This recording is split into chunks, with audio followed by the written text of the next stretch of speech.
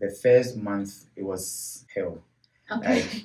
Like I was asking myself if I was in the right place. Okay. But hello everyone and welcome to my channel Shivani Canada and आज की video में हम बात करेंगे कि कैसे एक नॉन टेक बैकग्राउंड का बंदा डेटा साइंस में आ सकता है एंड क्या क्या ऑप्शन है। तो लेट्स स्टार्ट द वीडियो। सबसे पहला पॉइंट है हमारा कि स्किल जो है वो डेटा साइंस में क्या चाहिए, ये कुछ लोगों को नहीं पता है। आपको चाहिए मैथ्स, आपको चाहिए स्टैट्स, आपको चाहिए इवन बिजनेस नॉलेज, क्योंकि डेटा साइंस जो है एक वास्ट फील्ड है और बहुत सारे सेक्टर्स हैं बिजनेस के जहाँ पे अब डेटा साइंस आना शुरू हो गया है और आने वाले टाइम में वो और भी हाइप होगा।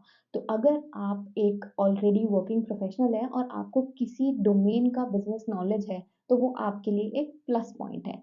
तो ये हमेशा याद रखो कि यार डेटा साइंस जो है वो सब कुछ टेक के बारे में नहीं है।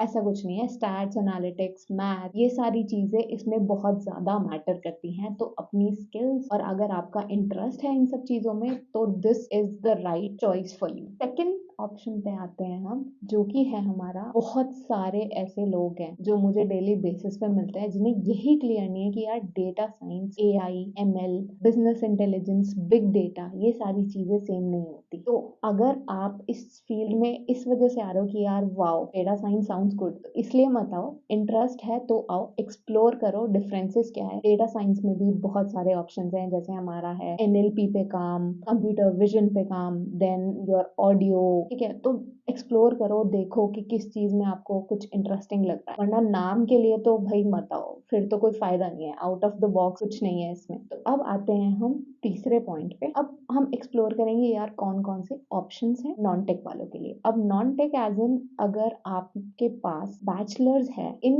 मैथ्स में भी, स्टैट्स, बिजनेस स्टडीज, मेरी जो पहली वीडियो थी जिसमें मैंने डिस्कस किया था कौन कौन से मास्टर्स के कोर्सेज हैं जो आप कर सकते हो, आप वो वीडियो चेक करो। I will pin it and उसमें देखो कि कुछ कोर्सेज ऐसे भी हैं जो आप बिना साइंस बैकग्राउंड के कर सकते हो। अपार्ट फ्रॉम मास्टर्स, अगर आपके पास नहीं है कंप्यूटर साइंस या रिलेटिव फील्ड्स में एक्सपर्टीज, तो आप जो है, आपके पास और भी ऑप्शंस हैं, जैसे आपके हो गए हमारे सर्टिफिकेशंस एंड डिप्लोमा, जो कि आप आफ्टर ट्वेल्थ भी कर सकते हो। इट्स नॉट नेसेसरी कि आपका बैचलर्स होना जरूरी है। दूसरा ऑप्शन है हमारा पोस्ट बैक डिप्लोमास, ठीक है।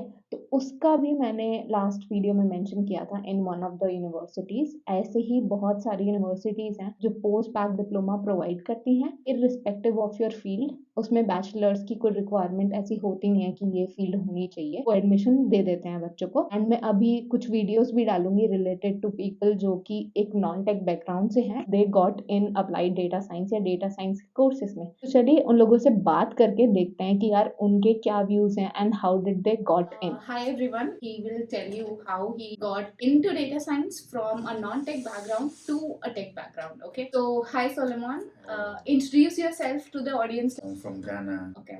Yeah, and it's in Africa. Basically, the way the world is going, tech is everything. Fortunately for me, my wife also is in the fintech industry. So once in a while, when she talks about her work at home, like I get interested. I use a software to do my work. I'm actually an accountant.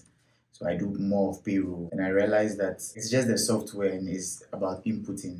But you don't really even have to even understand, and basically you are done with your work. I was like, I don't want to be stagnant at one place, so I need to go with the time. Basically, that's what made me come into data science. Okay. So as Solomon mentioned, he was inspired by his wife work and he wanted to know more about how things work at the input level, not just at the software end. And that is why he became interested in getting into data science. Okay.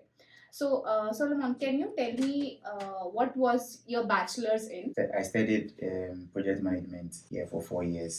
Okay. Yeah, Okay. I had interest in like running stuff, but still didn't really get what I wanted. Okay, tell us how about what is the level of programming that you had earlier and compared to, like, it's almost 3 months Yeah. in the course. Yeah. So what is the level now? So I enrolled with a business analytics school in back home. Okay. For like 3 months. So we were taught Tableau, Power BI, and Okay. SQL. Okay. So that gave me the interest. Then I took one or two personal classes with Python, but we didn't really have time to do it. So then I had to come. So the past 3 months, the first month it was hell.